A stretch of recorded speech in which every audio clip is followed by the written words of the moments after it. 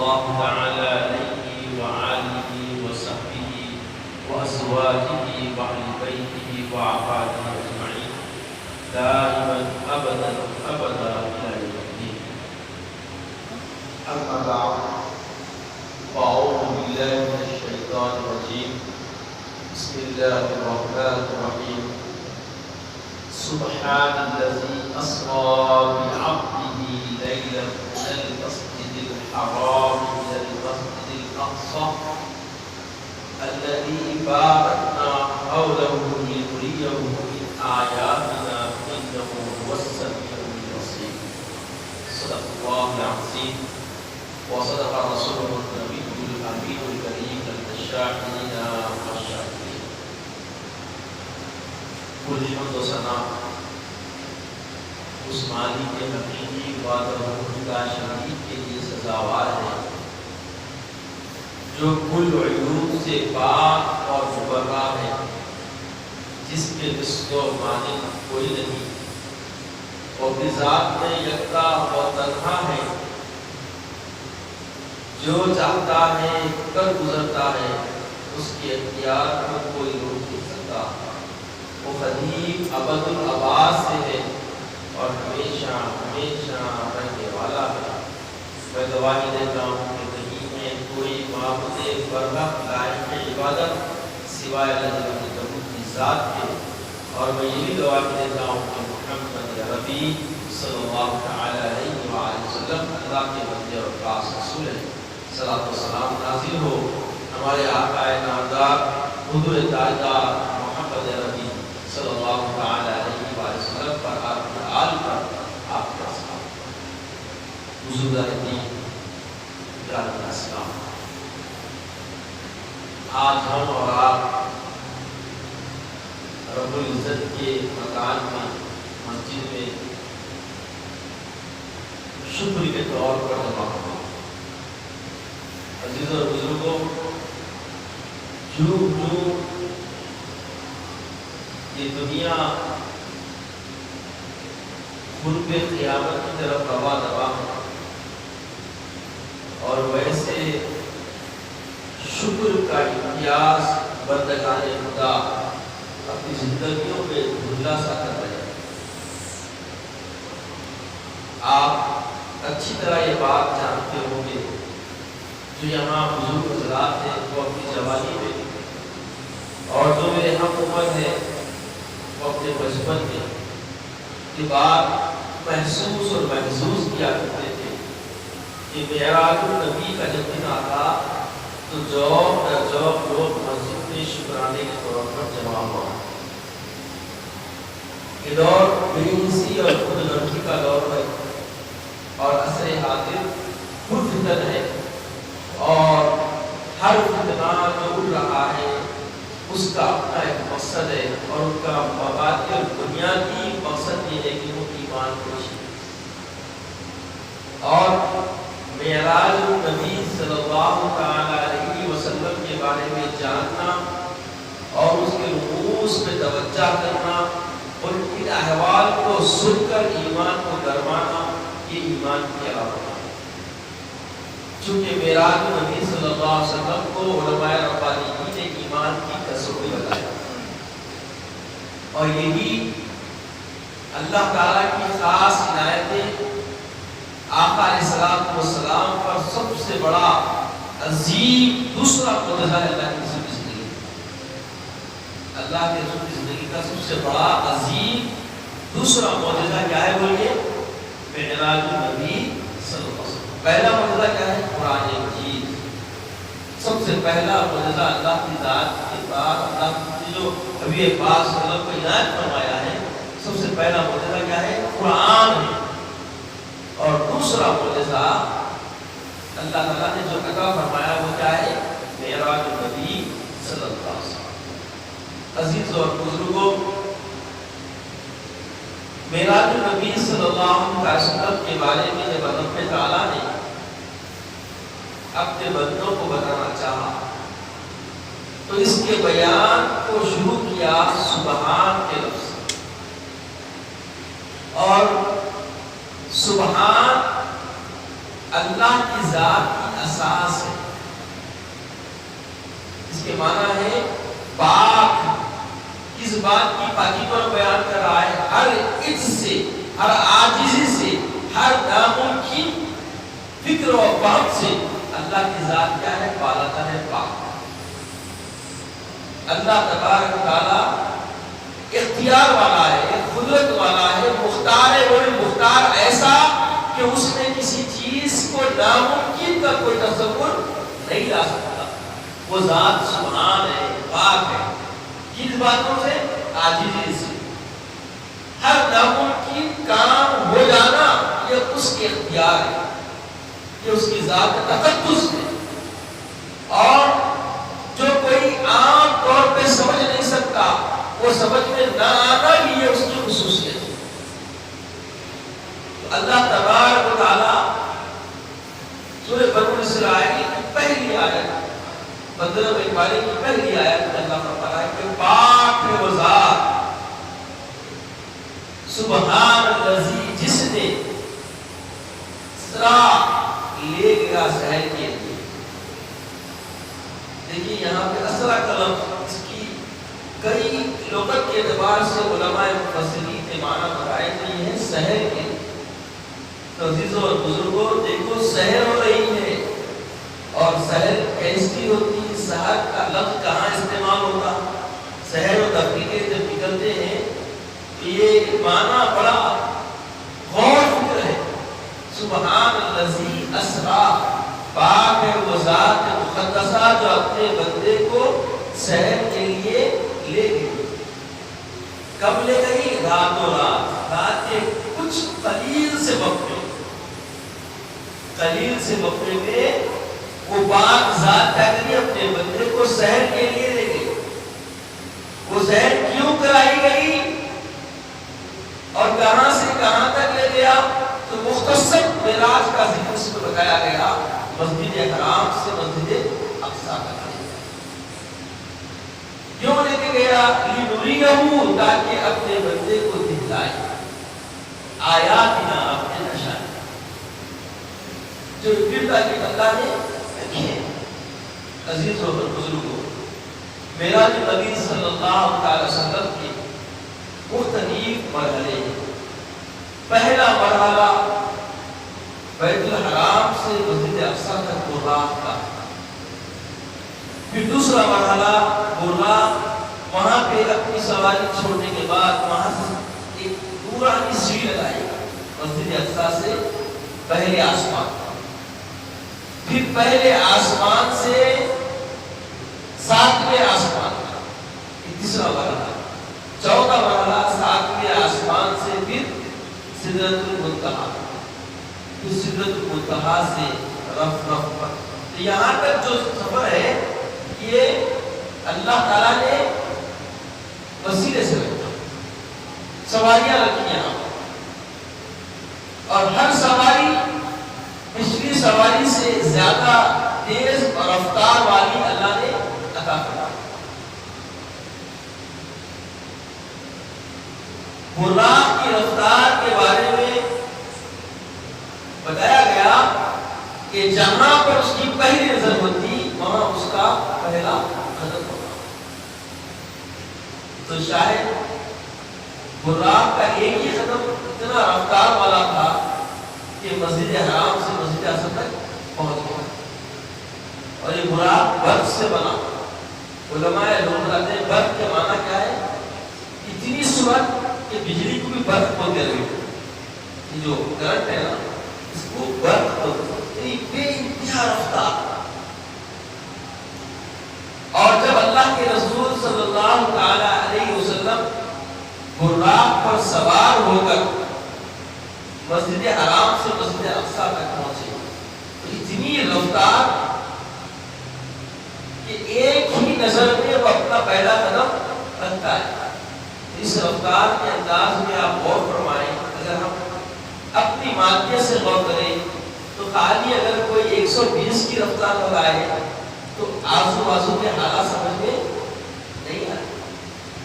اگر کچھ احساس میں آتے بھی ہیں تو اس کا جائزہ لے کے اس کا تشخص کا پہچان کرنا بہت ممکن نہیں ہوتا. ابھی ہوائی جہاز ملی تھی براق کے ساتھ، جب اس میں ہم بیٹھ گئے تو نیچے کسی کو پہچانا ممکن نہیں ہوتا۔ مگر آقا علیہ السلام فرماتے ہیں جب مسجد حرام سے مسجد اقصی میں جا رہے تھے، راستے میں میرے آقا نے حضرت عیسیٰ کو دیکھا کہ وہ اپنی قبر پہ کیا کر رہے ہیں؟ نماز پڑھ رہے ہیں۔ ایک تو اتنی رفتار میں آقا کی نظر بھی پڑ گئی اور پہچان بھی لیے، اور پہچان کے ساتھ ان کا عمل کیا ہے وہ بھی بیان کر۔ یہ اللہ کے رسول کے لیے اللہ تعالیٰ نے کیا بنایا تھا؟ کیا فرمایا پروردگار عالم؟ اسرا، سحر کے لیے۔ تو سحر میں جب عام طور پہ ہم نکلتے ہیں تو ہر ایک چہکتے ہوئے حالات کو دیکھتے ہوئے، محسوس کرتے ہوئے، ڈھونڈتے ہوئے، ہر سارے حالات اور موسم کا مزہ لیتے ہوئے ہم کیا کرتے ہیں؟ گزرتے ہیں۔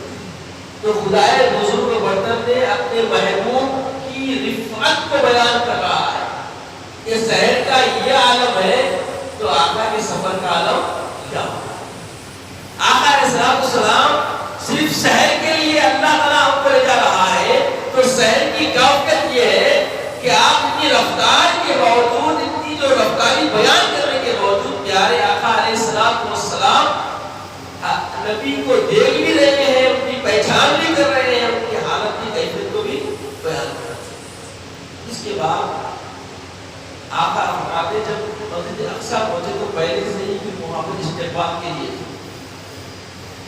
تو بعض شبہات، یہ تو دشمن علیہ السلام کا کام کہ جب دکھے تو پھر آقا علیہ السلام سے پہلے وہ پہنچے کیسا، تو بتایا گیا کہ وہ نبوت کے رفتار سے پہنچے اور براق اپنی براقیت کے اعتبار سے پہنچے، اور وہ نبوت کا جو معاملہ ہے، نبوت جو اللہ نے جو استقام اور جو اختیار کیا ہے وہ اس کی دوسری مخلوق سے بالا تھا۔ تو یہ اپنے نبوت کے جو مرتبے پہ ہے اس مرتبے کے اعتبار سے، اس رفتار سے استعمال کے لیے پہلے۔ تو عزیز اور بزرگوں، ایک نبی کا معاملہ یہ ہے تو میرا نبی تو نبیوں کا نبی ہے، اس کا عالم کیا ہے؟ عزیز اور بزرگوں، آقا علیہ السلام جب مسجد حرام سے مسجد اقصی پہنچے تو پہنچنے کے بعد وہاں کیا ہوا؟ سارے انبیاء پہلے سے وہاں موجود تھے۔ اور آپ کو معلوم ہونا چاہیے شریعت میں جو باہر بڑے بزرگ حضرات سے مؤدبانہ استدعا کرتا ہوں جو مسجد کے داخل ہی سے تشریف لاتے ہیں تاکہ اس ماحول میں بہت تلفظات اور احساسات حاصل ہو، آپ حضرات سے گزارش ہے کہ آپ اندر آ جائیں۔ تو عزیز اور بزرگوں، امامت کا جو مسئلہ ہے، امامت کے لیے جو استحقاق امامت ہے اس میں جو سب سے زیادہ اہل علم ہوگا، اہل تقوی ہوگا اور سب سے زیادہ قبول ہوگا وہی امامت کا اہل ہوگا۔ تو یہاں پر آقا علیہ السلام تک پہنچے، سارے انبیاء پہلے سے موجود ہیں اور سارے کے سارے کھڑے ہوئے اور آقا علیہ السلام کو مصلی پر بھیجا دیا۔ آقا علیہ السلام مصلی پر جا کے امامت فرما رہے ہیں۔ تو خوبصورتی میں حضرت یوسف اقتدا کر رہے ہیں، تو میرے آقا یوسف سے زیادہ خوبصورت اور اختیار اور صدرت کے رواج سے وہاں پر سلیمان علیہ السلام موجود ہیں اور میرے آقا ان سے زیادہ وجاہت والے اور اللہ کی رفاقت اور اعتبار سے، تقوی کے اعتبار سے حضرت خلیل اللہ بھی ہیں، ان سے زیادہ رفت اللہ کی بارگاہ میں خلیلیت کی میرے آقا کو حاصل۔ آدم صفی اللہ ہے اور ان سے زیادہ اللہ تعالیٰ کے خود کی منزل طے کرنے والے میرے آقا ہیں۔ تو گویا سارے انبیاء کی امامت کر کے یہ اللہ تعالیٰ بتا دیا کہ دیکھو میرا محبوب سارے نبیوں میں سب سے زیادہ ممتاز ہے، سب سے زیادہ وجاہت، تقوی اور ہر اعتبار سے مکرم و معظم ہے، اس کے مثل کوئی نہیں۔ یہ بات واضح ہو گئی کہ یہ جو امامت فرمائے یہ انسانیت کی وراثت ہے۔ سارے نبیوں کو یہ اعزاز حاصل ہوا کہ وہ ابتدائے حبیب اللہ علیہ السلام نے کیا کر سکے؟ اس کے بعد وہاں سے نور کی سیڑھی لگائی اور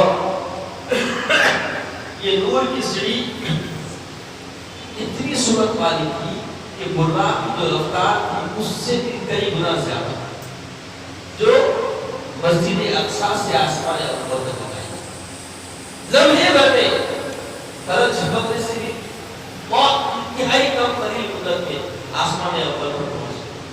پھر حدیث پاک میں آتا ہے جبریل نے آواز لگا کے صدا لگائی دستک دی باب سما پر آسمان کے دروازے پر دستک دی تو فرشتوں نے پوچھا کہ کون جبریل من کا تمہارے ساتھ کون ہے؟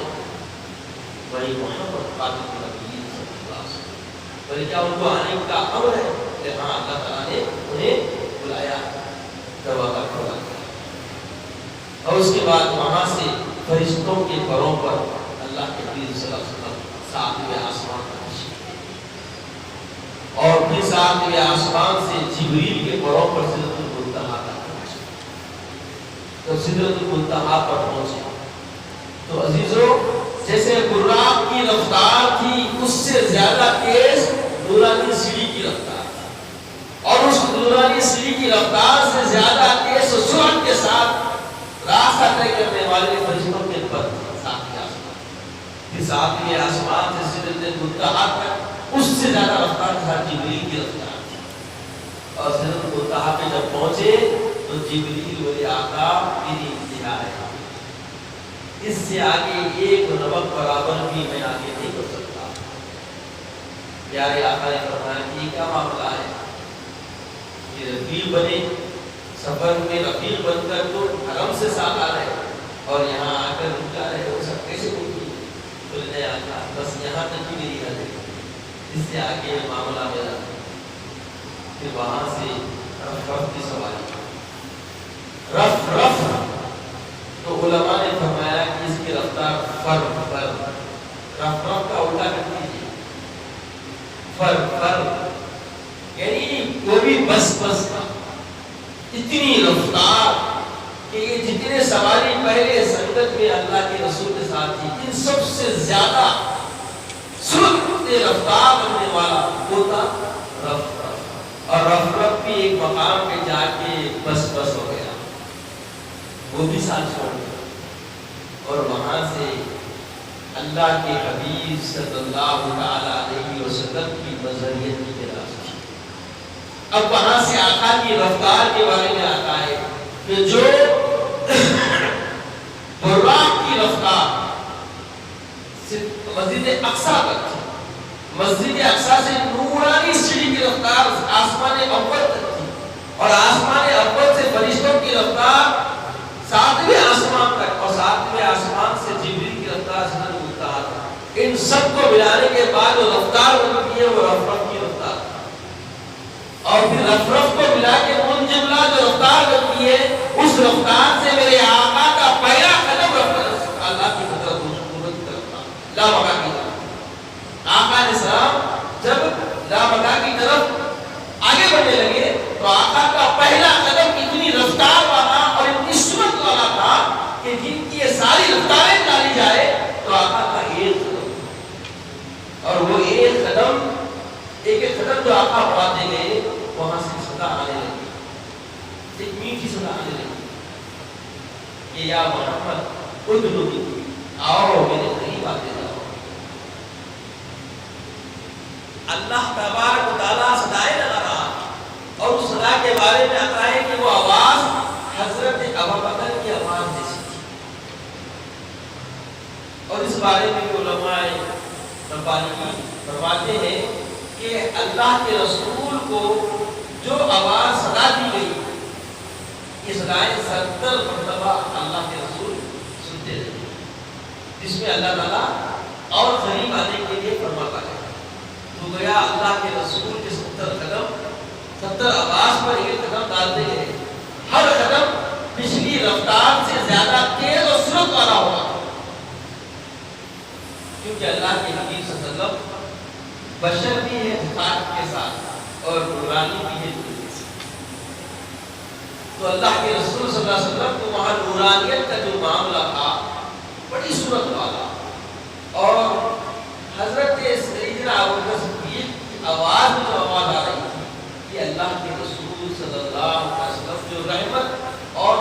ساتھ جا رہے تھے اور وہاں اللہ تعالیٰ کا جلال تھا. اس جلال سے انسیت بڑھانے کے لیے اللہ تعالیٰ نے حضرت ابوبکر کی آواز میں سنا. جیسا حضرت ابوبکر سے اللہ کے رسول کو بہت زیادہ مائیت تھی, بہت قربت تھی, وہ قدسیت تھی, جیسا کہ حضرت موسیٰ علیہ السلام کی ایسا کے ساتھ جب کلام کرنے جانے لگے موسیٰ علیہ السلام تو ان پہ خوف کی خشیت تھی, اللہ تبارک تعالیٰ کے جلال تھا, ان پہ حاوی تھا. تو اس جلال سے ہٹانے کے لیے سب سے پہلا کلام بتانا پڑتا ہے کہ موسیٰ تمہارے ہاتھ میں کیا ہے. تو ان کو جلالیہ سے ان کی فکر ہٹی اور وہ اپنی لکڑی کی خوبی بیان کر. تو ایسے اللہ تعالیٰ نے حضرت صدیق اکبر کی آواز میں سنا لگائی. تو اللہ کے رسول کو اس آواز کی خصوصیت میں اور تیز خود کی طرف جانے لگا. عزیز اور بزرگوں, اللہ کے حبیب کی رفتار کیسی ہے, یہ شہر والی رفتار. شہر کا عالم یہ ہے تو سفر کا عالم کیا ہو. یہ تو اللہ نے فرمایا نا, اور اللہ کا کلام کبھی غلط ہوتا ہے. اللہ کو فرمایا کیا, اسرا شہر کے لیے لے گیا.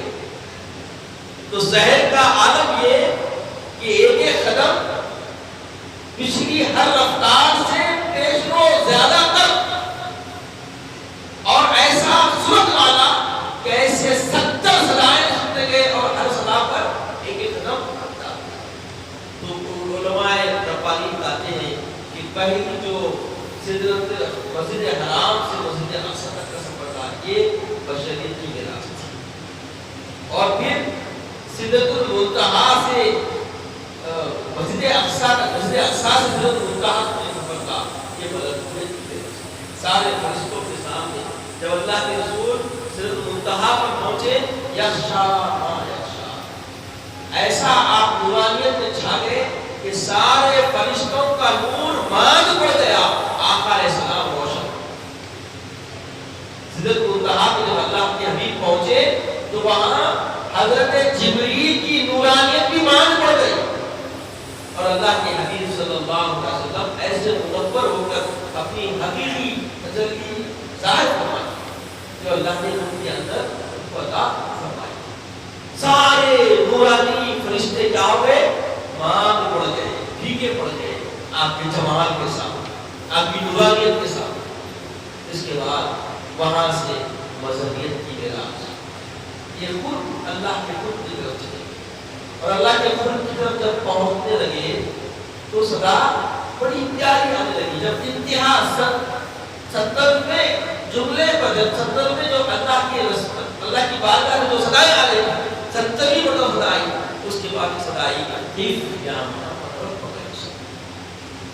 محمد توقف کیجیے, تمہارا رب درود پڑھ رہا ہے. صلاۃ کا معنی کیا ہے, ایک درود کا ہے اور ایک کیا ہے, رحمت کا ہے. تو درود کا جو معنی اگر لیں گے تو اللہ تبارک و تعالیٰ آج بھی درود پڑھ رہا ہے. جب اللہ کے رسول حرم سے نکلے اقصی تک گئے تب بھی درود پڑھ رہا تھا, اور اقصی سے سدرۃ المنتہا پہنچے تب بھی درود پڑھ رہا تھا. منتہا سے جو 70 مرتبہ صدائیں سنتے ہوئے قرب خدا میں چلے گئے تب بھی درود پڑھ رہا تھا. یہ خصوصیت والا لفظ اللہ نے کیوں ارشاد فرمایا. تو بتایا گیا کہ گویا جب کوئی مہمان کو بلایا جاتا, جب مہمان ہماری چوکھٹ کے قریب آتا تو میزبان کیا کرتے ہیں, لپٹ کر اس کو اپنی استقبال کے لیے اس کو اپنے آغوش میں لے لیتے ہیں. تو گویا خدائے جل مجدہ اپنے محبوب کو ریسیو کرنے کے لیے یہ لفظ کا استعمال کیا. خف یا محمد ربک یصلی, اے محمد صلی اللہ علیہ وسلم نے لاڈلے آپ چاہیے اللہ تعالیٰ کی رحمت خاص کا آپ انہیں گھیر دیجیے, استقبال کریں. اور لنا جتنا خود ہوا اتنا خود کہ جب اللہ کے رسول آگے بڑھے تو قدرت اور آگے بڑھی, اتنی خود میں لے لی کہ خواب حوصلے ہی نہ ہوا تھا. 2 کمانوں سے بھی کم تر وہاں پر فاصلہ رہ گیا, اور کچھ وقت کے بعد ایسا معاملہ ہو کہ وہ فاصلے بھی بالکل ختم ہو گئے. اب وہاں پہ صرف 2 ہی چیزیں تھی, ایک عبد محمد رسول اللہ نے, دوسرا خالق تلاوت نے.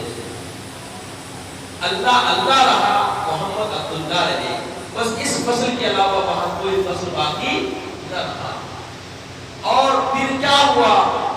فَأَوْحَا، اللہ تعالیٰ جو بھی کلام کرنا چاہتا تھا، جو بھی عنایتیں دینا چاہتا تھا، فَأَوْحَا، وہ اللہ نے عطا فرمایا۔ اب فَأَوْحَا اللہ نے دیا، اب سب کے کان سے کیا دیا؟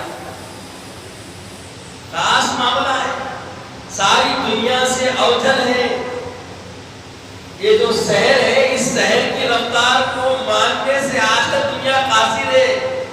سفر رسول کا معاملہ کیا ہوتا غور کریں تو جب اللہ کے رسول فاوحا رب نے دیا، ما اوحا فرمایا، جس کے کان ٹھہر گئے ان کو بتانے کے لیے ما اوحا، جو بھی دینا ہے وہ خاص دے دیا۔ تم کو بتانا، تم کو گائے کو بتانا، دینے والا دیا، لینے والا لیا، وہ کیا دیا کیا لیا اس کو گار ہونا تھا۔ اب ایک موقع ایسا آیا کہ پیارے آقا علیہ السلام بڑے داد و دہش کی کیفیت تھے۔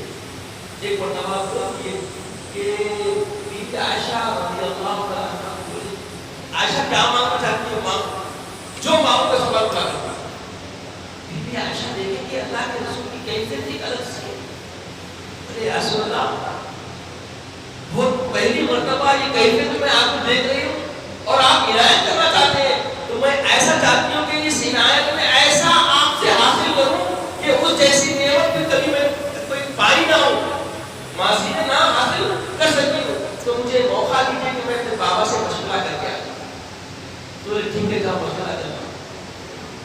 بی بی عائشہ صدیقہ رضی اللہ تعالیٰ عنہ دوڑی سیدنا ابوبکر صدیق کے پاس کہنے لگی کہ بابا جان، آج میرے آقا بڑی کیفیت میں ہے، عطا کی کیفیت میں ہے، اور فرما رہے ہیں کہ جو مانگنا چاہتی مانگو، میں تم کو عطا کروں گا، جو سوال کرو میں سوال پورا کروں گا، میں کیا مانگوں؟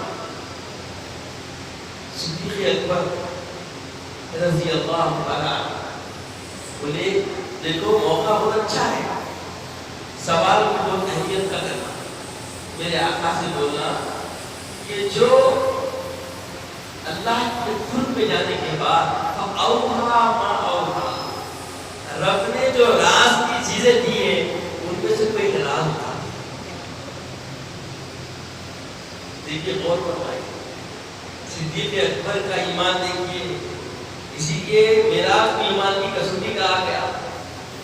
بولے کہ آقا علیہ السلام سے پوچھنا کہ جو راز اللہ نے راز کی باتیں دی ہیں جو سب دنیا ماورا سے پوشیدہ ہے، اس راز میں سے کوئی ایک راز بتا دینا۔ بی بی عائشہ تشریف لائی، آقا علیہ السلام مسکرا رہے ہیں، دیکھ رہے ہیں، مشورہ ہو گیا؟ بولے ہاں ہو گیا۔ چلو کیا مشورہ ہوا، کیا سوال ہے؟ میں جو پوچھوں گی آپ نے بالکل تو نوالا ہے، ٹھیک ہے کیا ہے وہ؟ تو بولے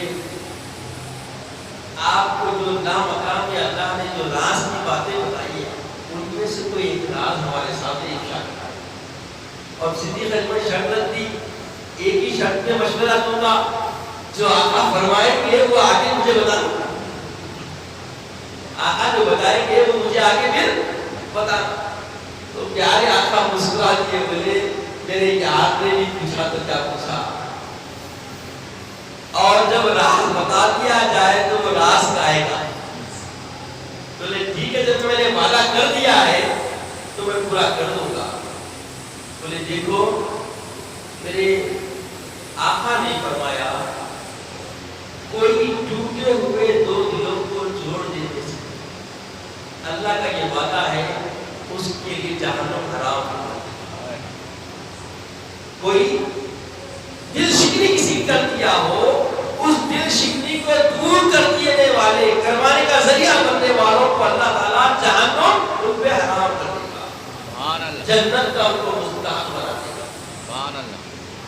جب بی بی عائشہ صدیقہ رضی اللہ تعالیٰ عنہ یہ راز جان گئی، خوشی خوشی دوڑے صدیق اکبر کی بات جاتے ہیں، عرض کرے بابا جان جیسے ہی آپ داخل ہوئے، بولے کیا راز بتا دیے میرے آقا؟ بولے ہاں بتا دیے۔ کیا فرمایا؟ تو بولے ٹوٹے ہوئے دلوں کو جو جوڑ دے گا وہ جنت کا مستحق ہوگا اور جہنم اس پر حرام ہوگا۔ اور یہ بڑی مسرت میں جھومتے ہوئے خوشخبری سنا دیں کہ ایک راز مجھے معلوم ہو گیا، اور صدیق اکبر جب سنے تو اڈا اڈا کے ملے عائشہ خوشی کے بابا جان معاملہ کیا ہے؟ اتنی بڑی خوشی کی بات ہے کہ آقا اتنی بڑی نعمت ہمارے ساتھ بات کی ہے، اتنی بڑی راز والی بات کا دیے، اور یہ راز جانا تو بہت بڑی نصیب کی بات ہے، لیکن آپ روڑ کیوں رہے ہیں؟ خوش ہونا چاہیے۔ بولے تم نے ایک پہلو دیکھا، اس کا منفی پہلو تم نے غور نہیں کیا۔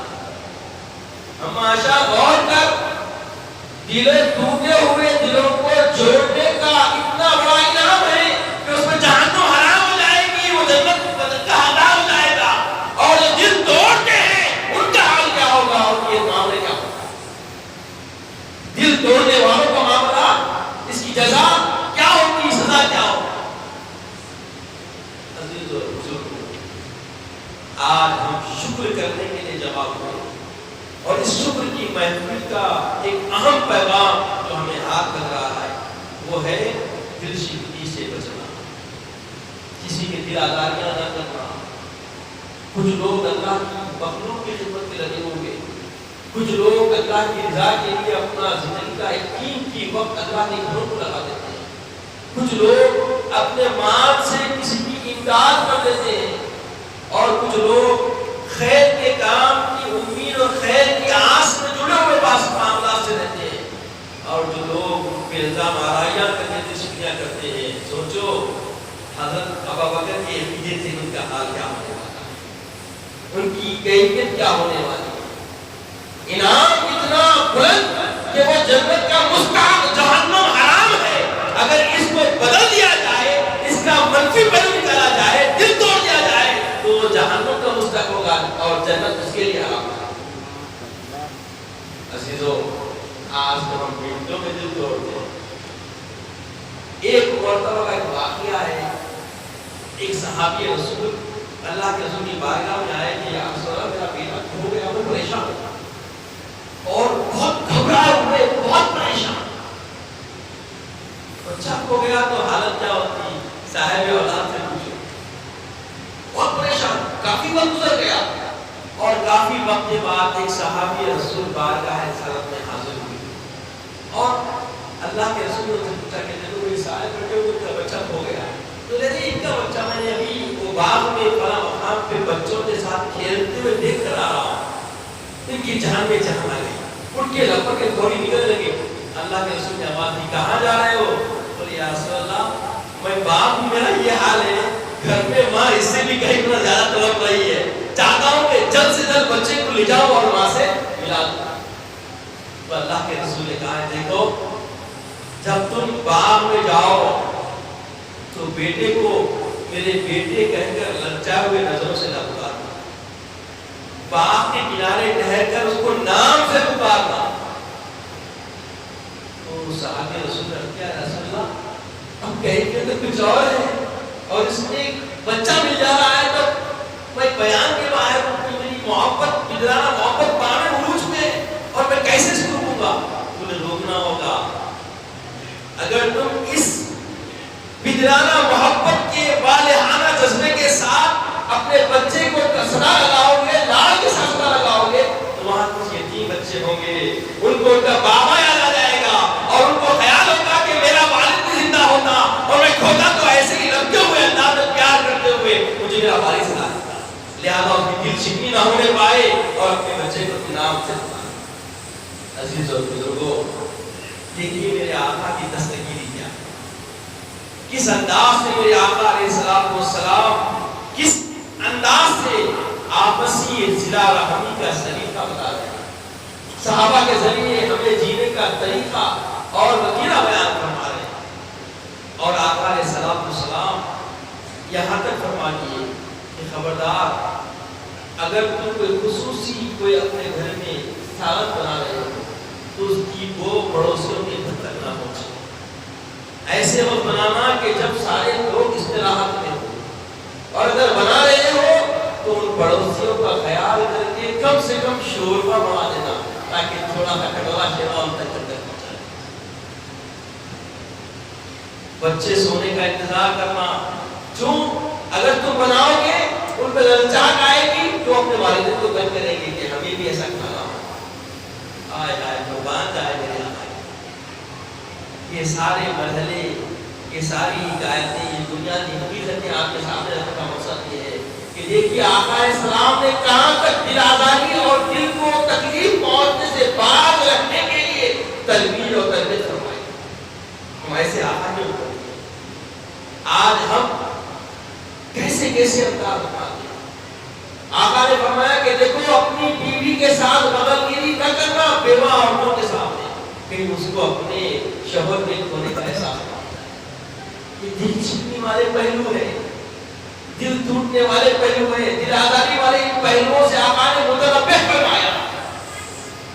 ان کا کیا حال ہوگا جو خود کو دین کے لیے وقت نہیں دیتے، دین کی خدمت کے لیے وقت نہیں دیتے، دین کی خدمت گزار کامل نہیں کرتے، بلا مقصد دین کا کوئی کام نہیں کرتے، اور دین کے کام کرنے والوں کی دل آزاریاں کرتے ہیں۔ عزیزو، یہ بڑی دیانتداری سے یہ پیغام آپ تک میں دے رہا ہوں، اور یہ میراج النبی علیہ السلام کی اس مجلس سے آپ تک پہنچ رہا ہے، اور اس میں دیانتداری بلند کرو۔ خدا کہیں پر بھی یہ خیال و فہم اپنے نفسی طور پہ نہ لائیے کہ خطیب صاحب آج کسی کے پنج میں بولے، یہ حقیقت ہے سمجھ لیں، کیونکہ جو راز بی بی اماں عائشہ نے آقا سے پوچھی، اس راز کی بنیاد آقا نے ایک راز کھولا، اور وہ راز یہی ہے کسی کی دل کی آزاری نہ کی جائے، اور جس کو دل آزار ہو، ٹوٹا ہوا دل، اس کو جوڑنے سے جنت اس کے لیے مستحق ہوتی ہے اور جہنم حرام۔ اور جو دل توڑتے ہیں انجانے میں یا جان بوجھ کے، تو سوچو انجانے کا حال کیا ہوگا، اور جان بوجھ کے کام کر کے اور جو چہرے پڑتے ہیں کہ دیکھو میرے کرنے سے ان کا حال کیا ہوا، ان کا حال کیا ہوا۔ عزیزو اور بزرگوں، آقا علیہ السلام جب آقا اماں عائشہ کو یہ بات کہا کہ یہ ہم کو مل گئی ہے تو ہمیں اس پہ عمل کرنا اور جنت کے مستحق بننا۔ آپ چاہتے ہیں کہ آسانی سے جنت کے مستحق بن جائے تو دلوں کو جوڑ نہ سکے، اور ساتھ سے ساتھ اپنی زندگی میں اتنی احساسیت اور ادراک لا لیجیے کہ ہماری گفتار سے، ہمارے نظریات سے، ہمارے فیصلوں سے کسی کی دل آزاری نہ ہو، کیونکہ اس کا الٹا منفی پہلو بڑا خطرناک ہے۔ اس لیے حضرت سیدہ صدیقہ پر ہڈا ہٹا کے رونے لگے۔ عزیز اور بزرگوں، آقا علیہ السلام فاوحا، جو رب چاہتا تھا وہ راز سے نواز کیا، اور آقا جو لیتے تھے وہ لیتے، اور لینے کے معاملہ بھی ایسا کہ کوئی حسن جاؤ سے نہیں ملے، دائرے بندگی میں رہے، اور خالق کو پوری اس کی خالقیت کے ساتھ اس کو دیکھتے رہے۔ ما ذاق البصر وما طغى، معاملہ کیا ہوا، ایسے دیکھے کہ حد سے آگے بھی نہیں بڑھے، قدرت کی پوری خالقیت کا احترام جو اس دربار میں ہونا چاہیے تھا، میرا آقا بڑا معجب بن کے اس بارگاہ میں حاضری کیا، اور اللہ سبحانہ و تعالیٰ کی اس خالقیت کا پورا جائزہ لیتا رہا، اور اس جائزہ لینے میں کوئی ایسی نظر نہیں ڈالی جو اللہ کے جلال کو ہوگا، بس اللہ عطا کرتا ہے۔ اور یہاں تک کہ اللہ تعالیٰ نے اپنے محبوب کو آپ کی امت کے لیے اللہ تعالیٰ نے 50 نمازیں عطا کی۔ یہ نماز کیا ہے عزیزو؟ معراج کا تحفہ، کس کے لیے بولیے؟ امتیوں کے لیے، ہمارے لیے۔ اللہ کے رسول کی روح، اللہ کے رسول کو اللہ تعالیٰ کا دیدار، یہ آقا کی معراج ہے۔ خود میں بلا کے اللہ نے اپنے دیدار سے آقا کو نوازا، اور پھر ان نوازشات کے بعد وہ جو انعامات ہے، اس کا وسیلہ، اس کا توقع اور اس کا خیرات اللہ کے محبوب کی امت کو دینے کے لیے نماز کا تحفہ ہے۔ نماز کوئی معمولی نعمت نہیں ہے، اللہ عظیم نعمت ہے، اور جب نماز کا تحفہ دے دیا تو اس کے بعد آقا علیہ السلام جنت و دوزخ کی سیر فرمائے، اور جنت میں جنتیوں کا مقام دیکھیے، دوزخ میں دوزخیوں کے مقام دیکھیے، اور جب آقا علیہ السلام جہنم کی طرف بڑھنے لگے تو جہنم کی آگ سرد ہونے لگی، ٹھنڈی ہونے لگی۔ جہنم کی آگ کیا ہونے لگی بولیے؟ ٹھنڈی ہونے لگی۔ آقا علیہ السلام کو فوری وہاں کا دربان روک دیا، بولے آقا آگے نہ بڑھے ورنہ ساری جہنم ٹھنڈی ہو جائے۔ لگائے خدا اور جائے وہاں، تعجب کی جا ہے کنارے جہنم، تعجب کی جا ہے کنارے جہنم، لگائے خدا اور بلائے کرشمہ تو دیکھو کہ فردوس اعلیٰ، کرشمہ تو دیکھو کہ فردوس اعلیٰ، بنائے خدا اور بسائے وہاں۔ سبحان اللہ۔ کیسا بسائیں گے؟ آقا نے دیکھا کہ عرش معلیٰ کے ایک طرف نور کے بے حساب اعلی شان منبر ہے اور ایک منفرد بائی جانب ایک ہی منبر ہے۔ تو آقا نے پوچھا مولا یہ کیا معاملہ ہے تیرے عرش کا کہ عرش کی ایک طرف بے حساب نورانی منبر رکھے ہوئے اور ایک منبر تنہا تیری بائیں عرش کی جانب رکھا ہوا ہے؟ بولے میرے محبوب یہ سارے نبیوں کے لیے، سارے انبیاء اس میں متوقع ہو گئی ہے اور یہ ایک کرسی تیرے لیے۔ تو مولا کچھ ناراضگی ہے، کچھ مجھ سے تکاؤ گئی؟ بولے وہ کیوں؟ بولے سب کے ساتھ معاملہ کچھ اور ہے، میرے ساتھ معاملہ کچھ اور ہے۔ تو خدا قدوس نے کہا کہ میرے محبوب سنیے، معاملہ یہ ہے کہ یہ سارے جنت کی راہ کی طرف بیٹھے ہوئے اور آپ کی جو تنہا کرسی لگائی گئی ہے یہاں سے جہنمیوں کا گزر ہوگا اور میرے محبوب آپ یہاں بیٹھ کر ان جہنمیوں میں سے چن چن کے آپ جنت کی طرف بھیجنے والے شافی بنے۔ اللہ تبارک تعالیٰ نے اپنے محبوب کا اعزاز کیا ہے اور آپ کا مرتبہ محشر میں کیا بننے والا ہے بیان فرمایا۔ پھر اس کے بعد آقا علیہ السلام تشریف لانے لگے۔ جب آقا علیہ السلام تشریف لانے لگے راستے میں حضرت موسیٰ سے ملاقات۔ موسیٰ نے کہا ماشاءاللہ ملاقات ہو گئی، دیدار ہو گیا، کیا کر رہے ہو؟ اب واپس جا رہا، کچھ تمہاری امت کے لیے کچھ عطا کیے؟ بولے ہاں، پروردگار عالم نے 50 نمازوں کا تحفہ دیا۔ تو بولے دیکھو یا محمد صلی اللہ علیہ وسلم یہ بات حق ہے، میرا بنو اسرائیل میں اچھا خاصا تجربہ ہے کہ آپ کی امت اس کو برداشت نہیں کرے گی، وہ 50 نمازیں نہیں پڑھ سکے گی، کچھ اللہ کی باتوں میں کم کروا ہے۔ بتایا جاتا ہے، علماء اور بتاتے ہیں کہ 9 مرتبہ اللہ کے رسول موسیٰ علیہ السلام تک پہنچتے اور واپس جاتے، اللہ کی بارگاہ میں درخواست کرتے اور اللہ تعالیٰ کو 5 نمازیں کم کرتا، 5 نمازیں کم کرتا تھا، یہاں تک کہ 5 نمازیں باقی تھیں۔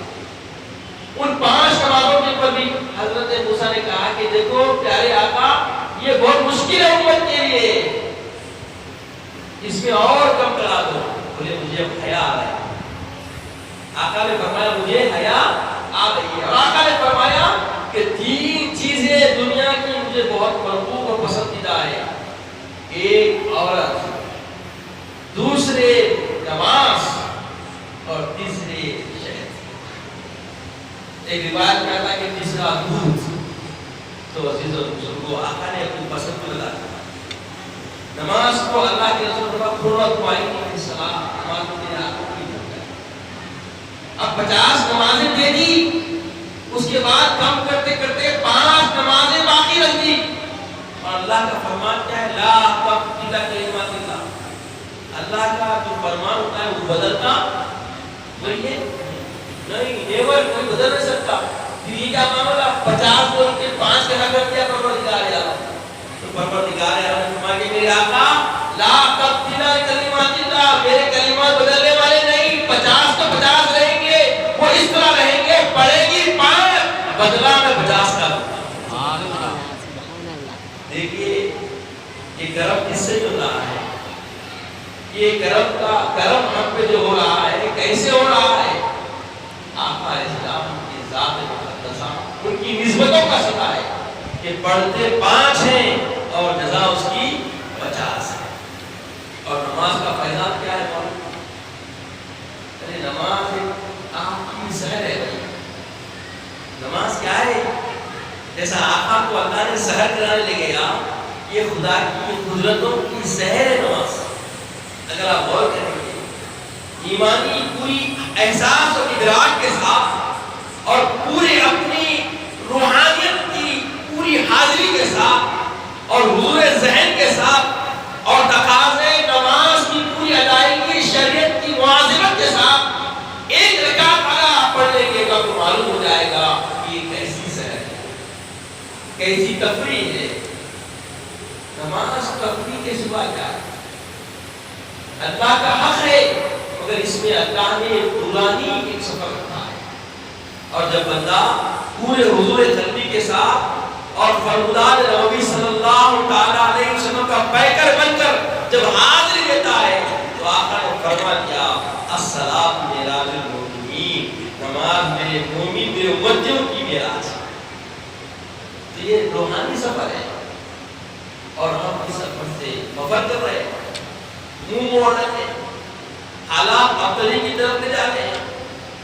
تو یہ دوسرا پیغام، پہلا پیغام آج کے اس ہماری نورانی محفل سے دل شکنی سے بچیں، دل آزاری سے بچیں، دلوں کو توڑنے سے بچیں۔ اور دوسرا پیغام نماز کی پابندی۔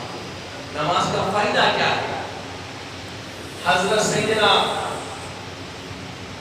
ابو ہریرہ رضی اللہ تعالیٰ عنہ اور حضرت سلیمان فارسی رضی اللہ، حضرت عثمان رضی اللہ، اور یہ عثمان رضی اللہ عنہ عثمان عفان تھے، عثمان غنی تھے، عثمان نام کے اور بھی صحابہ تھے۔ حضرت عثمان ایک صحابی ہیں جو حضرت سلیمان فارسی کے ساتھ ان کے باغ میں چل رہے تھے۔ تو روایت میں آتا ہے کہ جب آپ ساتھ چل رہے تھے تو انہوں نے کیا کیا، ایک سوکھے درخت کے گیلے جو پتے اور ٹہنی تھی اس کو ہلایا تو سارے پتے بے حساب گر گئے اور وہ چوپ دیکھتے رہ گئے۔ بولے عثمان تم نے دیکھا؟ میں نے کیا کیا؟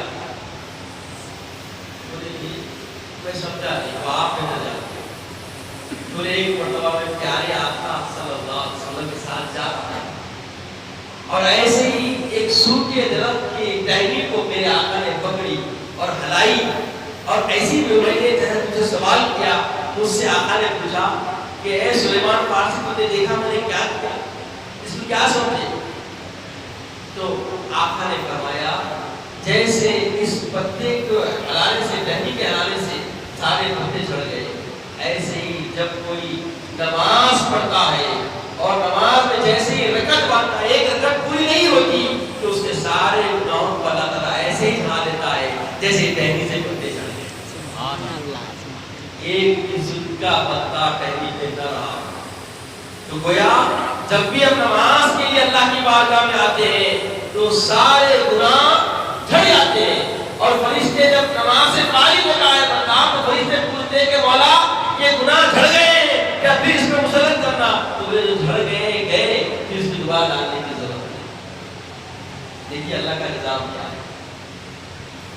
آقا علیہ السلام نے ایک موقع کو فرمایا بتاؤ اس شخص کا کیا حال ہوگا کہ جس کے گھر کے سامنے ایک نہر بہ رہی ہو اور 5 ٹائم اس میں وہ غوطہ زنی کرتا ہو، کیا اس کے جسم میں میل ہوگا؟ صحابہ نے کہا کہ رسول اللہ ہرگز نہیں ہوگا۔ تو بولے ایسے ہی اللہ نے تمہاری زندگی میں 5 وقت نماز دن اور رات میں فرض فرمائی ہے، اور جو 5 نمازیں پابندی سے پڑھتا رہے گا اس کے نام اعمال کی ایک بھی گناہ نہیں، وہ گناہوں سے بالکل مبرہ ہوگا، عاری ہوگا۔ جو فجر کی نماز پڑھتا ہے اس کے بعد کچھ گناہ ہوتے ہیں، جب ظہر پڑھتا ہے تو فجر سے ظہر تک کے سارے گناہ وہاں، ظہر سے پھر عصر تک کچھ گناہ ہوتے ہیں، اور جو عصر پڑھتا ہے تو سارے گناہ وہاں، عصر سے مغرب تک یہی حال ہر نماز کا۔ اگر ہمارا حال کیا ہے؟ ظہر عصر پھسل گئی، مغرب تو یاد نہیں، عشاء میں نشے میں تھا، فجر میں اٹھا نہیں تھا۔ ایسے ہی آپ کو فجر کے اندر آپ آگے دیکھیے اتنی اتنی بڑی مسجد ہے، کتنے لوگ رہتے ہیں یہاں پہ؟ ظہر و عصر کے دن کتنے لوگ رہتے ہیں؟ تو عزیزوں آج لوگ مسجدوں سے دور ہو رہے ہیں. کیوں؟ اس وقت ہم پر پورا ماحول جو بنا ہوا ہے ہمیں خدا اور اس کے رسول سے توڑنے کے لیے بنا ہوا ہے. اور معراج شریف میں جمع ہونا میرا ایمان کی حالت ہے. اللہ نے ہمیں ایمان کا جذبہ دیا، اسی لیے ہمارے بارگاہ رب العزت میں جمع ہوا.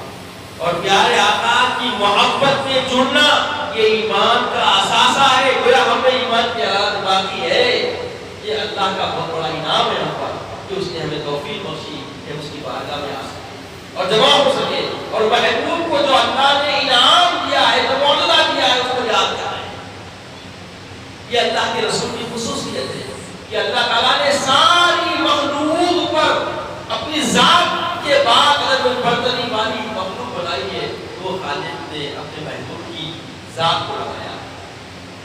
بلغ العلا بکمالہ کشفت الدجا بجمالہ حسنت جمیع خصالہ صلوا علیہ وآلہ. عزیزو کثرت سے درود پڑھا کریں چونکہ یہ اللہ کی سنت ہے، کسی اور کی سنت نہیں ہے. مگر کچھ لوگ درود کا بھی استحصال کرتے ہیں. درود کا استحصال کیسے ہو رہا ہے؟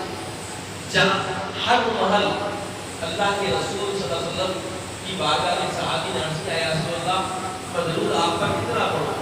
بولے جتنا چاہو. تو انہوں نے کہا کہ زندگی کا ایک گوشہ ترک کرتا ہوں اور درود پڑھتا ہوں. تو بولے اس سے زیادہ پڑھو تو اور پڑھو. پھر انہوں نے کہا کہ دن بھر کا آدھا دن میں درود پڑھتا رہوں گا. تو بولے اس میں کچھ اور اضافہ کرو تو بہتر ہے.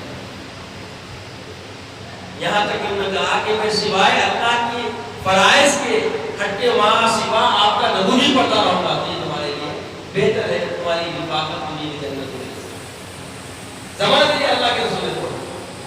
تو گویا درود پڑھنے کے لیے کوئی وقت کا تعین بولیے نہیں ہے. جو لوگ درود سلام کے لیے بولتے ہیں کہ درود ابراہیمی سنا دے اس سے، یہ کہاں سے نکالتے ہیں ہم کو نہیں معلوم. احادیث یہ بتاتے ہیں کہ اس کا کوئی وقت مقرر نہیں. جمعہ کی نماز کے بعد اگر درود سلام پڑھتے ہیں تو وہ بھی درود سلام ہے جو آقا کی بارگاہ میں برداشت پہنچتا ہے. کوئی عمل ایسا عبادت کا نہیں جو بالکل آپ کو رسول سے جوڑ دے، مگر درود ایک ایسا عمل ہے جو رسول اللہ کی بارگاہ میں کو پیغام تمہارا پہنچاتا ہے. کیونکہ اللہ کے رسول نے فرمایا جب کوئی بندہ درود سلام مجھ پہ پڑھتا ہے تو میں خود اس کو اپنی ذات سے سنتا ہوں. ایک روایت کہتا ہے میں خود اس کو بولیے سنتا ہوں. اور پھر ایک روایت کہتا ہے کہ مجھ تک فرشتے لا کر پہنچاتے ہیں. تو گویا کسی بھی زاویے سے ہو وہ یہ ایک ایسا عمل ہے درود جو ہر امتی کو اللہ کے رسول سے کیا کرتا ہے؟ فوری طرف کر دیتا ہے، جوڑ دیتا ہے. آپ کثرت سے کچھ بھی کیجئے مگر درود پڑھیں گے تو یہ تسلی ہے کیونکہ فرمان آقا کا ہے، محبوب خدا کا ہے کہ فوری ہمارا پیغام رسول کی بارگاہ میں پہنچتا ہے. تو عزیز اور بزرگوں اللہ کے رسول صلی اللہ علیہ وسلم نامعطا سے ہمارے لیے نمازوں کا تحفہ دیتے. اور جب اللہ کے رسول صلی اللہ علیہ وسلم تشریف لائے تو یہ سحر ایسی تھی کہ بستر کیا تھا؟ گرم تھا. اور یہاں تک راوی بیان کرتے کہ زنجیری ہل رہی تھی. کیونکہ یہ سارا معاملہ ہر فکر انسان میں سے معاملہ ہے. کیوں معاملہ ہے؟ اس لیے کہ سبحان میں یہ کرنا ہے.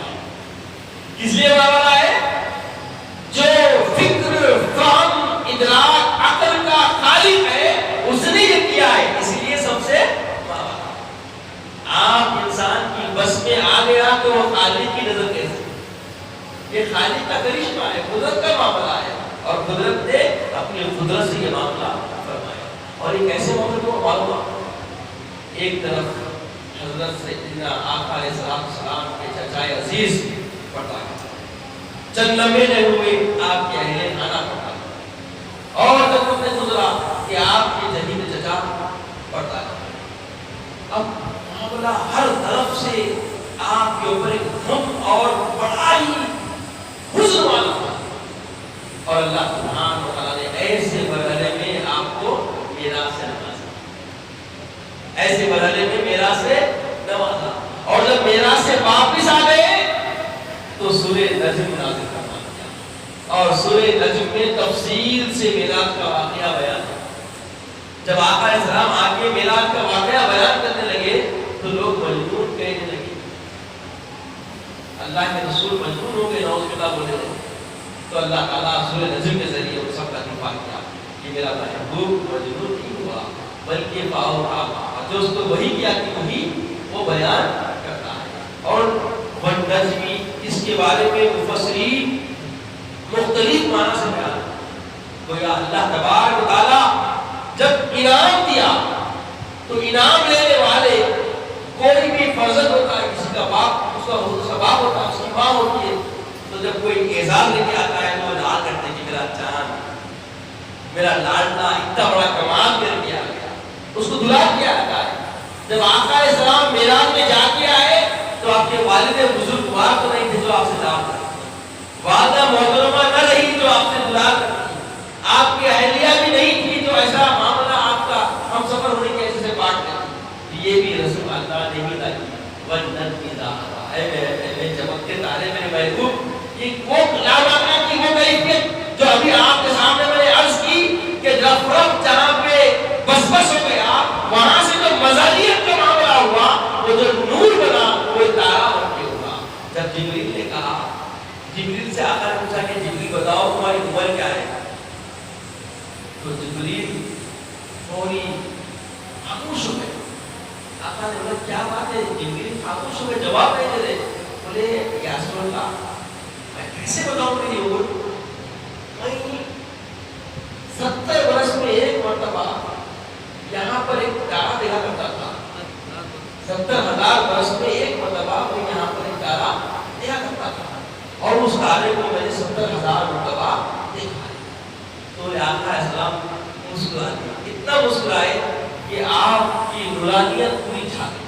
اس کے بعد آقا علیہ السلام نے اپنی ہمارے مبارک کو ذرا سا حرکت کی، پوچھا کہ دیکھو غور سے دیکھو میری نشانی پر، جب دیکھے تو بولے واللہ خدا کی قسم یا رسول اللہ یہ وہی تارا ہے جو 70,000 مرتبہ میں ایک مرتبہ میں دکھا۔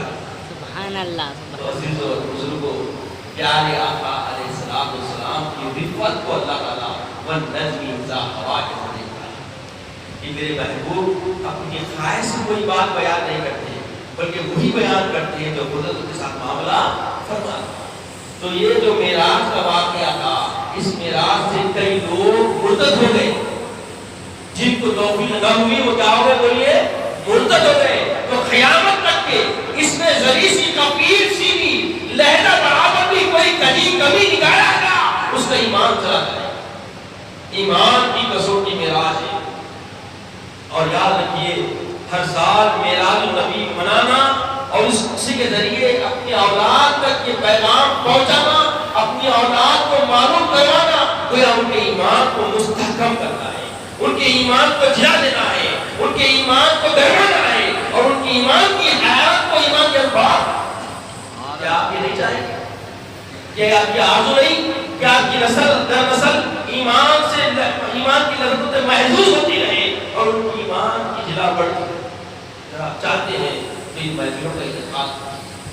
آج دشمنان اسلام کا ڈاکہ جو چوری کا جو بھی ان کا معاملہ ہے، ڈاکہ ڈالنے کا جو معاملہ ہے، یہ صرف ایمان پر ہے۔ اسی لیے آج آپ دیکھیے میرا کی وجہ سے لوگ دور ہو رہے ہیں۔ معلوم آپ کو کیا ہوا واقعہ؟ صدیق اکبر کو صدیق کا لقب کہیں کو ملا؟ ابو بکر رضی اللہ عنہ صدیق کیوں کہا جاتا ہے؟ جب دشمنوں نے دیکھا کہ اب موقع مل گیا اور ایسی باتیں اوٹ پٹاٹ والے نعوذ باللہ عقل میں آ ہی نہیں سکتی کہ یہ اتنی رفتار کی سواریاں، پھر یہ سواریوں میں ایسی رفتار، پھر وہ بھی سیر ہو رہی، تفریح ہو رہی، اور تفریح کے لیے قدرت کے لیے بول رہے ہیں، اور تفریح اتنی رفتار والی ہو سکتی کیا؟ تو یا بتانا یہی تھا کہ دیکھو اہم رفتار یہ ہے تو عید کا سفر کیسا ہو؟ عزیزو محشر میں سفر ہونے والا ہے نا، محشر کے میدان میں پوری دنیا دیکھیں گی، پورا اہل محشر دیکھیں گے کیا آقا کی رفتار اور رفعت کیا ہے۔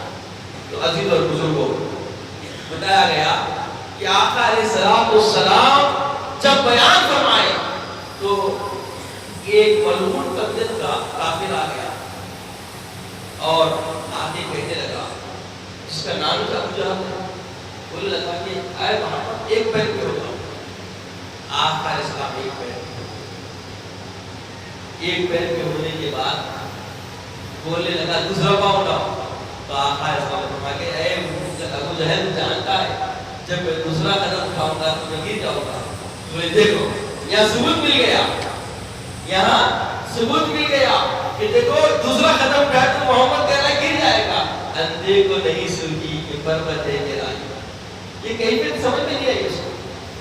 تو بتایا گیا کہ بزرگ کہتے ہیں کہ جو لوگ دیکھتے ہیں کہ بکریوں کا یہ پیچھے پیچھے بکریوں کے دوڑ رہا ہے، بکریوں کو پیچھے پیچھے آ کے چلوا رہا ہے، لوگ یہ دیکھتے ہیں، مگر لوگوں کو یہ نظر نہیں کام کرتی کہ جبریل بھی وہاں عاجز آ گئے، ان سے بڑے آقا چلے گئے، ان سے بڑے آقا چلے گئے۔ اور جس کی سوچ چرواہا بنا کر جانوروں کے پھیرنے کی حد تک بتا دیا گیا تو ان کو اللہ تعالیٰ وہاں محدود کر دیا، اور تو اس سے بڑے نکل کر سدرۃ المنتہا پہ جبریل کی انتہا دے کے اور ان سے ماورا جانے کی حق اور رفت دے کے سمجھ جاؤ اللہ نے ان کو ایمان کی وضاحت اور خدا نے اپنی عرفانیت کو نوازا۔ ہر کوئی عارف باللہ نہیں ہو سکتا، ہاں عارف باللہ بننے کے لیے سب سے پہلے محبوب کی رفت کو سمجھنا، اور جب محبوب کی رفت کو سمجھیں گے، محبوب کے عروج کو سمجھیں گے، ارے یہ عروج کس نے دیا؟ کیا اللہ کے رسول کی خواہش سے اس کو حاصل کیا ہے؟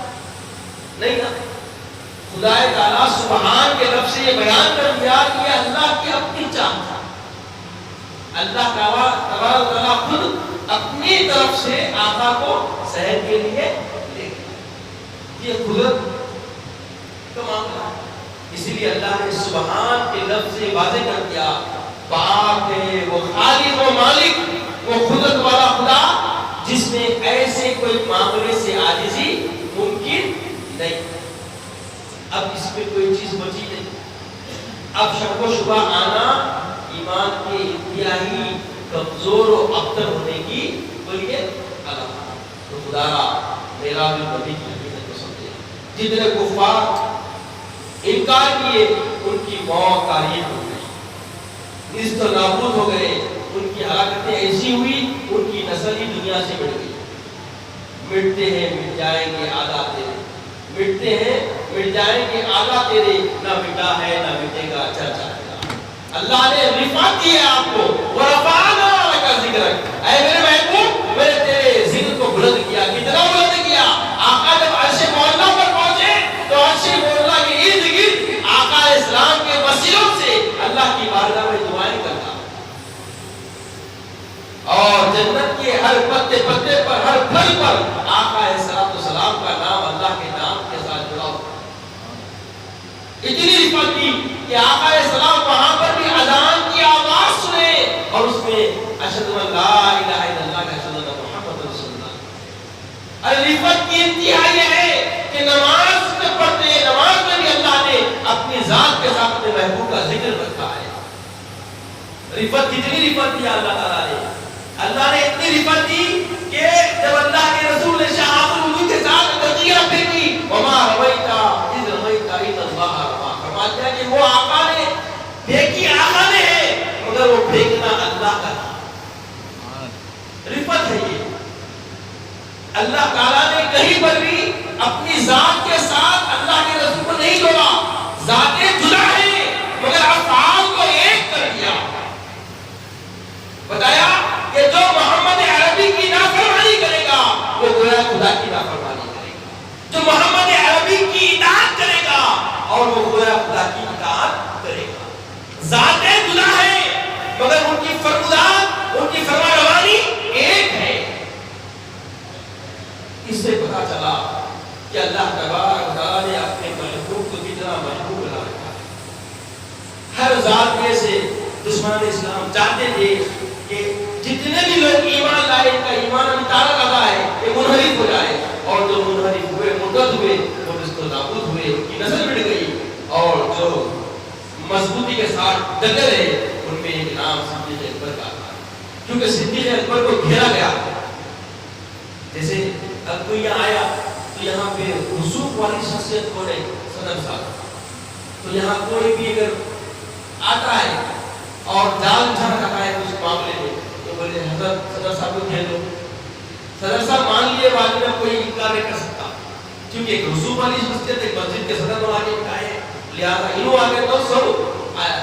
تو ویسے ہی پورے کھیل کے پورے کفار مکہ مل کے سیدنا صدیق اکبر کے گھر میں چلے گئے، بولے اے ابو بکر اب کیا بولتے بولو، تمہارا محبوب، تمہارا معین، تمہارا رفیق، تمہارا یار ایسی ایسی باتیں کر رہا ہے، نعوذ باللہ مجنون باتیں کر رہا ہے جو فکر و فہم سے بات آتا ہے۔ ہم اقصا تک پہنچنے کو نہیں مانتے، وہ تو نامکان کہنے کی بات کر رہا ہے۔ تو حضرت صدیق اکبر نے کہا کہ میرے آقا نے کہی ہے، ارے تم تو وہ چھوٹی بات کر رہے ہو، اس سے بھی بار بیان کرتے اس پہ کوئی یقین ہے، جنت کی باتیں کرتے اس پہ یقین ہے، اس کی باتیں کیا ہے؟ یہ تو بہت معمولی بات ہے ان کے لیے، یہ بالکل یقین ہے، ہو سکتا ہے ایسا، اسی لیے آپ کو صدیق کا لقب۔ اگر آپ چاہتے ہیں صدیقین میں اپنی فہرست ڈالیں اور اس میں اپنا نام ہو تو عزیزو معراج کی عقیدہ بنا، معراج کی ہر کیفیت کو سمجھیں اور دل کی گہرائی سے اس کی تصدیق کریں، اور اس کی برکتیں نہ صرف تم کو ملے گی بلکہ تمہارے ساتھ تمہاری نسل در نسل کو برکتیں۔ عزیز اور بزرگوں، آج کی اس محفل سے دو اہم پیغام آپ کو مل رہے ہیں، دو اہم چیزوں کی طرف ہمیں توجہ کرنے کی ضرورت ہے جو ہماری زندگیوں کا خزینہ ہے، اثاثہ ہے، اور انشاءاللہ اس کے بعد شعبان کا مہینہ، شعبان میں بندگی کا عروج ہوگا اور بندگی کا صحیح مزہ رمضان میں ملے گا۔ تو اس کی تیاری میں دو چیزیں ذہن میں رکھیں۔ پہلی ایک چیز دل آزاری کرنے سے بچیں، دل شکنی کسی کی ہم سے بولیے نہ ہونے پائے، کیونکہ یہ معراج کی راز کی باتوں میں سے ایک بولیے بات ہے، راز ہے، یہ راز آپ تک پہنچ گیا، اس سے پہلے پہنچا ہوگا الگ ذات سے، اور آج تو اللہ نے ممکن ہے، اللہ تعالیٰ نے اپنی قدرت سے اپنے محبوب کے فیض سے تمہارے دماغ پر پہنچنے کا موقع ہے۔ تو عزیزو دماغ سے ہٹنے نہ دو، خود بھی محفوظ کریں اور اپنے اہل خانہ اپنے احباب تک بھی پیغام دیں کہ دل آزاری نہ ہو، اور دل آزاری کی کیفیتوں کو بھی میں نے آپ کے سامنے رکھ دیا کہ آقا علیہ السلام نے دل آزاریوں سے بچانے کے لیے صحابہ کی کیسی تربیت فرمائی کہ جب اپنے بیٹے کے بچھڑنے کا غم پڑ گیا اور ملنے کی خوشی آئی تو اس خوشی کے اظہار کا بھی اختیار نہ کیا، کہا خبردار اس خوشی کے اظہار کرنے میں محتاط رہو تاکہ دوسرے بچوں کو کفا میں آ جائے۔ اپنے بیویوں سے سمٹ کے ایسا پیار نہ کرو آزو بازو پڑوس میں کوئی بیوہ ہو تو اس کو شوہر کا احساس نہ ہو، کیونکہ یہ دل آزاری کا ایک طریقہ ہے۔ دل آزاری وہ نہیں جو زبان سے ائی بئی شہی بول دیتے ہیں، وہ تو ائی بئی شہی ہو جاتے ہیں، جو زبان سے جس کو جو بھی کرتے ہیں جان بوجھ کے ان کا تو حال برا ہی ہوگا، اچھا ہوگا کیا؟ مگر جو انجانے میں کوئی چیز ہو رہی ہے تو اس میں بھی ہمیں موقع دینے کی ضرورت ہے۔ یہاں تک کہ کھانے پینے میں گھر میں کوئی میوہ لا رہا ہے، کوئی دولت کا کوئی طاقت یا کوئی نعمت مل گئی ہے اس کا اظہار کر رہا ہے تو سوچ لے اڑوس پڑوس اس کا بھاری اثر نہ پڑے، ان کی اولاد میں کوئی عمر کی آپ کر دل آزاریاں نہ ہونے پائے۔ عزیزو آج حسد امت میں عام ہو گیا، کیوں بڑا حسد اتنا؟ شاید میری اپنی دانش جو ابھی ابھی میرے فکر میں آئی ہے، اللہ نے توفیق سے اللہ نے ڈالی ہے، یہی وجہ ہے ہم محتاط نہیں رہتے، کسی کی دل آزاریاں کرنے سے بچتے نہیں، اس لیے حسد ہمارا دشمن بن کے ہمارے معاشرے میں بڑا رہا۔ اگر آپ چاہتے ہیں کہ حسد کی فکر، حسد کا جذبہ، حسد کا عروج بنیادی طور پہ کٹ جائے، ختم ہو جائے اور اسے بچا جائے تو دل آزاریوں کے معاملے کے اندر اجاگر کرنا روکیں، اس پہ مستعد ہو جائے کہ ہم کسی کی دل آزاری نہ کریں۔ تو دل آزاری کس سے ہوتی ہے؟ اچھا علیشان مکان بنا لے، کسی کا قیام نہ کرے اور دوسروں کو چلو ہم کام کریں، آپ کو جلد ہو رہی، اگر نہیں ہو رہی تو اب ہوتا، یہ جملہ بولنے لگا ہے، یہ جملہ بولے ہوتا نہیں ہوتا اس سے۔ یہ جو معاملے ہیں زبان ہے. اسی لیے آقا نے فرمایا الکلمۃ طیبۃ صدقہ. اچھی گفتگو کر لینا بھی بولیے صدقہ ہے, نیکی ہے. جو مال سے آپ نہیں کما سکتے مگر آپ جو ماحول آپسی رنجش کا بن رہا ہو, اچھی گفتگو سے اس کے خاتمے کا ارادہ کر کے آپ سب تحمل سے اپنی انا کو مار کر اپنے نفس کو روک کر جو جذبے سے آپ بات کریں گے وہ گفتگو سے سنجیدگی پیدا ہوگی, آپسی قرب اور محبت پیدا کرے گی. یہ بھی جذبہ آپ کا اللہ کو اتنا پسند آئے گا کہ صدقہ دینے کے آپ جزا کا من جاء بالحسنۃ عشر امثال. یہ اللہ کا وعدہ ہے, جو نیکی کے جذبے سے ایک بھی نیکی کرے گا تو اللہ تبارک و تعالیٰ 10 گنا نیکیوں کی جزا عطا کرتا ہے.